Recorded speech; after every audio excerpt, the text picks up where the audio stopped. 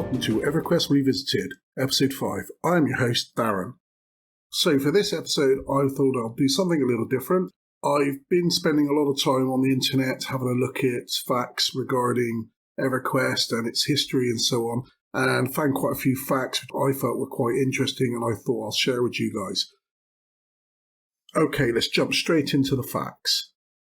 Everquest was the first game that adopted the new payment method, which was monthly subscription services. A lot of the industry's bigwigs thought it was a bit of a joke and didn't think it was going to actually work. But obviously, as you can see, going forward now, most recent MMOs, RPGs have gone this way. So it has worked out very well for Everquest and future MMORPGs. This next fact, I think a lot of you will already know. Bill Trost, the designer for Everquest, based much of Norrath and the game off his Dungeons & Dragons campaigns he set up when he was in his childhood. And Trost used a lot of his own D&D characters within the game. One of them, which I know of, is Mayong Mistmore, which was the first vampire to be in Everquest. I'm sure you've heard of Everquest being referred to in the past as Evercrack. That came about in 2002 when CBS ran a news story detailing gamers and their addiction to Everquest. They surveyed 2,000 players who had an average playtime of 20 hours per week, and 37% of the players admitted to being addicted to Everquest. Now, this was for all my listeners in Brazil. Yeah, I say Brazil, probably haven't got any listeners in Brazil. Do you know why? Because back in 2008, Everquest was banned by Brazil. And the reason they banned Everquest was because players could choose to be good or evil characters, and they claimed that was an attack against the democratic state. If that is the case, I don't think I've got many Brazilian listeners. Now, Everquest was launched in 1999, and on the launch date, Everquest was so popular it actually brought down all the servers, which also brought down San Diego-based corporations' internet. So for a full week, San Diego-based corporations didn't have any internet. That's how popular Everquest was on its release date. So that's a pretty successful launch, if you ask me. Okay, the final fact. And actually, this final fact is not Everquest, but it is Everquest 2. And I thought it was such a strange fact that I will actually use it on this podcast. So I've not heard of this before or even heard of it in any other game. So I thought this is quite a good one to let you know about it. And what happened was in 2005, Everquest partnered with Pizza Hut. What you were able to do, put in a command within the game, /pizza, and that would pull up a window and would allow players to actually order their pizza online, put all their details in, and it would be delivered to their door. Yeah, basically kick back, carry on playing till the doorbell rings. They even have to log off to order your pizza. So unfortunately, this is no longer available. However, it's quite an interesting fact. Just a quick feedback. Did any of you guys use it? Let me know. That's me completely fact out for now. Do you know any interesting or weird facts about EQ? If you do, it'd be great to hear them. Be sure to send them over. It was probably right back on my very first podcast on episode 1 that I first mentioned the Toad Clan. Now, many of you thought probably I've forgotten or what's happened with the Toad Clan, what it's all about. So on this episode, I'm going to tell you. One night, we were playing Everquest, myself and a few fellow guild members. We also use Discord a lot of the time so we can have real-time chats, and we were just reminiscing, to be honest. Reminiscing about the old days, the classic zones, the classic raids. And off the back of that, a lot of us agreed that we kind of rushed our way through the game. So it wasn't such about exploring the world of Everquest back then, not for myself anyway, and for a few others. It was all about getting to the end game. We rushed pretty much to the end just to get the high levels so we could raid. So a lot of the zones and a lot of the raid mobs and named mobs, we missed out because we just zoomed ahead. We've now decided that we will create each an alt. And now alt is a character which is not your main, it's an additional character you can play. But we wanted to all together, and I think it started off with 5 of us, and we wanted to start from level 1 and we wanted to put a few rule sets in it, nothing too major with the rules. Obviously we're playing on live. Yes, we could have gone on P99, we could have gone on a TLP, but we just decided to start on our regular server, which was Antonio Bell. We also decided what would be fun is if we choose the same race. Never played a Froglock before, so we put in a few rules. The first rule was that you could not be the same character you've played before. So it couldn't be the same as your main. I'm a bard, so it made sense for me to learn and try a new class. Yes, in the past I've played warrior and I've played various other classes, but the one class I've never played was a necromancer. So that was my decision to play a Froglock necromancer. The rest of the group done the same. They decided that they're going to play classes they've never played. So if they were a tank, they may have been a healer and so on. I'll introduce all the frogs and let you know what classes they've chose as we go on. The second rule we put in place was to only wear armour, which was from the classic Everquest. So really up to Lucklin, really. But anything after that, we could not wear. If you play live, you'll know there's special armour out there now for a low level, pretty much uber, and will make a big difference to somebody leveling up in the current game. So we wanted to make it more of a challenge. The third rule, once we reach level 51, we're going to work on our AAs so that we can then go and raid the classic Everquest raid mobs. So your Nagi, your Vox. So the rules, nothing complicated, very simple. However, it does allow us to play the game to a level which may be of challenge to us. There was one rule I've forgotten to mention, and that was every Froglock we created had to have the name Toad. So mine is a necromancer, which is Dead Toad, which is where the name the Toad clan came from. We kind of adopted that, or shall I say was given that by our guild. Because we log on at the same time, we all say hello to the guild, and it's all Toads. So all of a sudden we got the nickname the Toad clan. It was then decided, or shall I say I took upon myself, and I was writing journals of the Toad clan. So our Toad clan adventures, I wanted to journal and put on our Discord site. So what I thought might be interesting for you guys is every so often when I give you an update with our Toad adventures and the Toad clan, I would read one of these journals out. So I'm going to read one of them out for you now. It's a very short one. It's the very start of the Toad clan. However, it does introduce each character, so I hope you enjoy it. In the large mountain range of Wrath, a small tent village is the home of the Froglocks. These frog-like beings had been exiled from Guk, now share these dangerous lands with a host of lizardmen, the undead, orcs and bandits. With their dedicated worship of Nathaniel Mar, the Froglocks have fast developed into a proud and principled race. Closely following his teachings and reflecting his attitude and nobility, they are known as truthful and honest people among those who have encountered them. You now know enough about the Froglocks to go on with, so let us begin. It was a late evening. The 2 moons of Norath illuminated the village with a soft, bluish glow. Most had retired for the night in their tents to ready themselves for the next day ahead. Huddled around a small campfire, 5 boisterous Froglocks sat chuckling and whispering, for they dared not make too much noise, as the village guards would soon move them on. We start early, we stick together, and we use what we have learnt from the guild masters, said Sacred Toad, an orange Froglock, a righteous, devoted paladin. Are we ready? Nervously asked Healer Toad, most likely the most cautious of the group, a light greyish Froglock with strange green markings across his body, who studied the ways of the cleric. Of course we're ready, snapped Sneaky Toad, a half-red and black Froglock, the rogue of the group.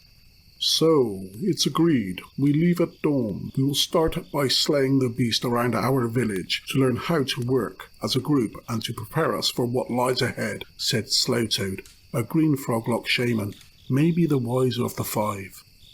The 5th Froglock slowly looks towards the others, with a slight smirk, nods in agreement.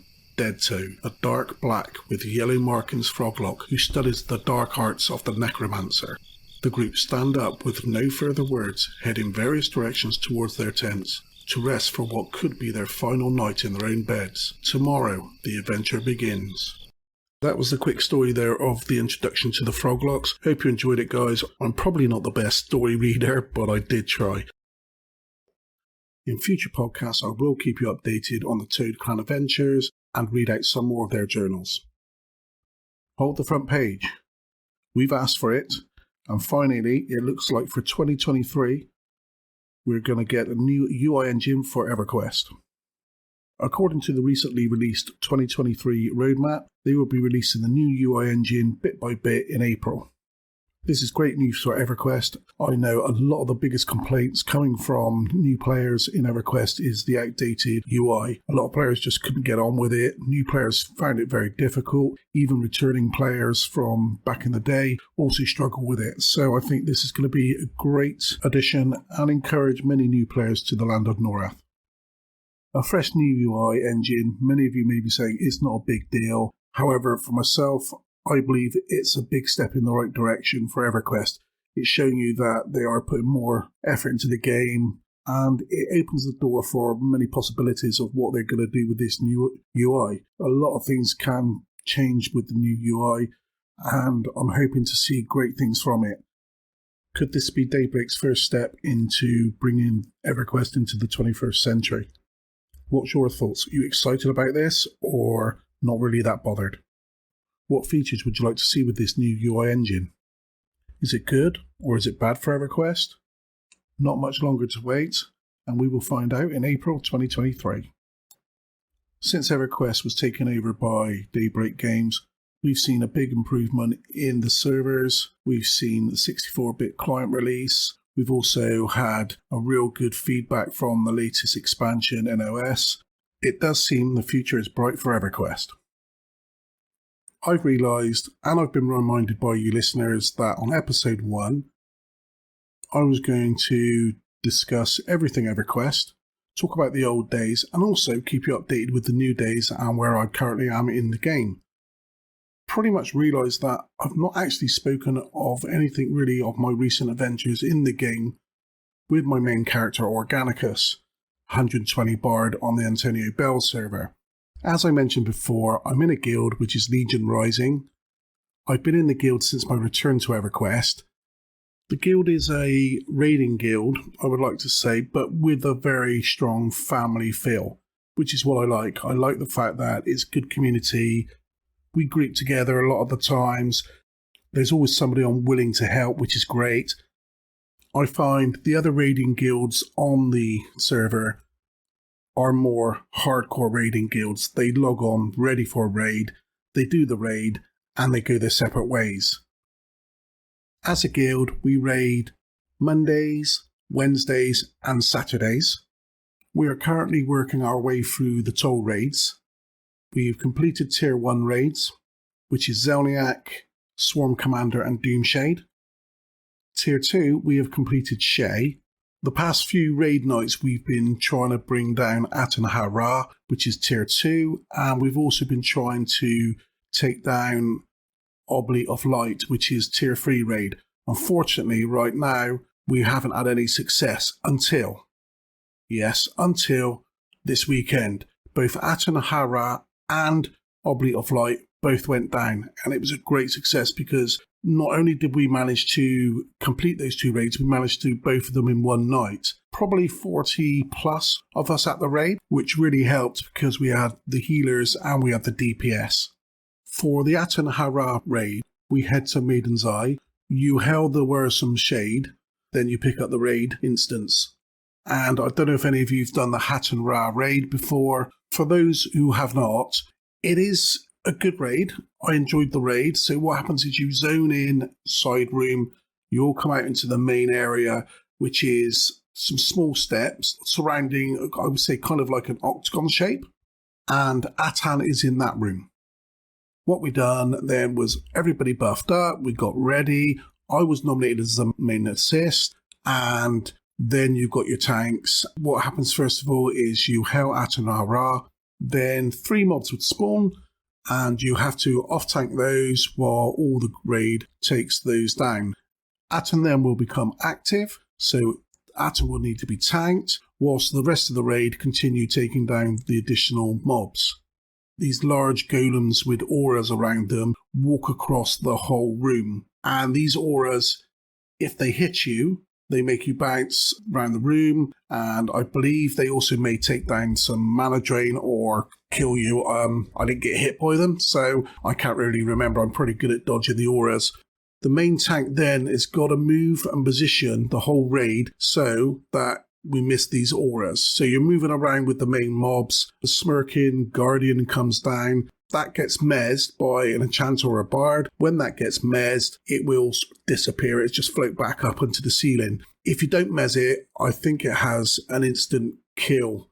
The main thing with this raid is that you've got to stay alert because you get emoted, you get aura around you, but no one makes you all faint death, and then you've got to stand back up. The other one does silence. So what you have to do is run across the other side of the room so you're out of range away from the raid. Once that wears off, you can run back and join the raid. This is going on for quite a while. Aten has a lot of HP, and you're always getting continuous mobs spawning, and you have to dodge all the auras.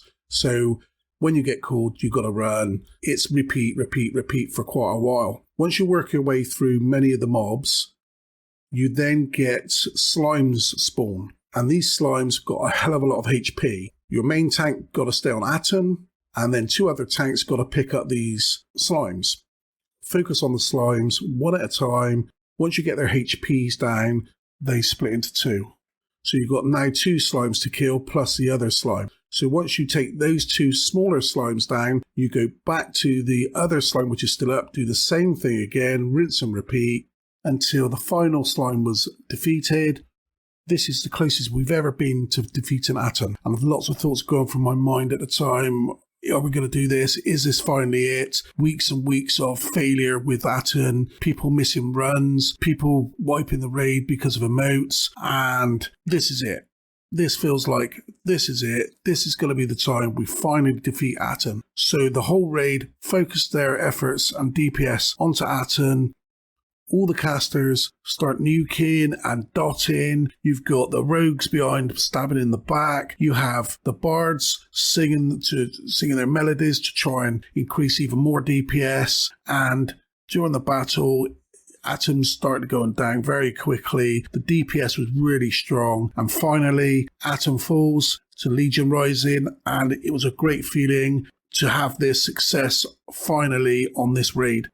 I don't want to see Aten now for at least a few weeks, but I know now we've got it licked, we will go back as a guild and farm this raid because it's going to be good loot for the guild and kit our guild out and make them even stronger. So well done team, well done guild, really pleased with it. And if you are listening from the guild, well done guys, and pat on the back. Can't wait to jump onto the next raids now and start moving further onto tier 3. We have almost reached the end of this episode. I'm pleased to announce that I've lined up some exciting special guests for future episodes, so please keep an eye out for those. Finally, I'm going to finish off this episode by sharing a message I received from one of our listeners recently. It reads, "This isn't a wild story by any means, but it is one near and dear to me. I'm in my early 30s and started playing Everquest very early on, sometime right after Cunard launched. I was lucky enough to have parents that were also into the game, so we would group together and it really was a family experience. One weekend my dad decided he wanted to camp a mob named Raster of Gut for a quest. He had terrible luck, and if I remember correctly, when he did spawn it was stolen by someone. Dad called out the cavalry, and my mum and I brought our characters around to camp with him so no one could steal his kill. We ended up camping this guy for hours and hours.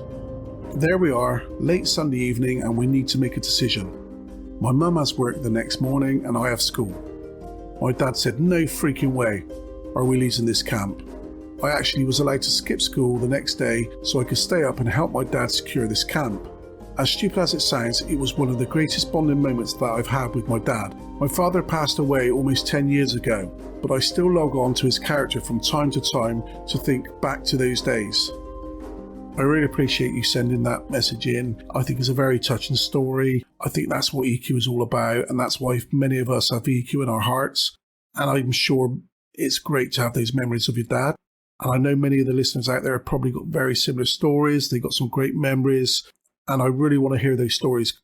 So if you do have a story like that, or you want to get in touch, email me at eqrevisited@outlook.com or via Twitter @eqrevisited. Thanks again for listening. Hope you enjoyed the podcast. Until next time, safe journey.